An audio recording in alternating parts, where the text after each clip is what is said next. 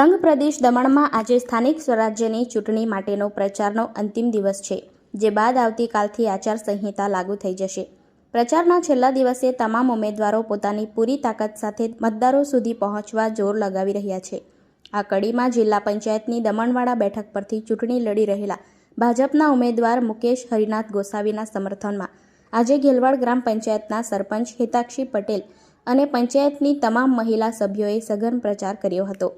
તમામ મહિલાઓએ સાથે મળીને દમણવાડાના વિવિધ વિસ્તારોમાં ફરીને ડોર ટુ ડોર ચૂંટણી પ્રચાર હાથ ધર્યો હતો।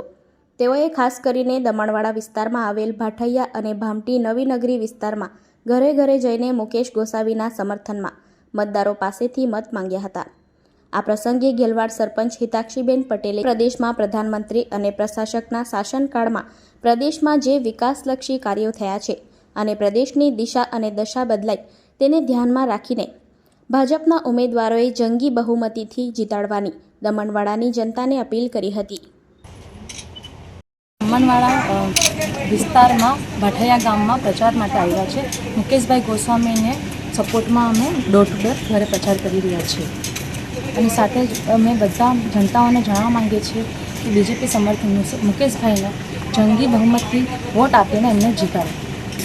સાથે યશસ્વી પ્રધાનમંત્રી અને આપણા જે પ્રશાસક શ્રી પ્રફુલભાઈ પટેલજીને કાર્ય જે કર્યા છે એ જોઈને તમે બધા જ વોટ આપો અને આપણી દિશા અને દશા બદલી છે એ જોઈને બધા વોટ આપો। ધન્યવાદ।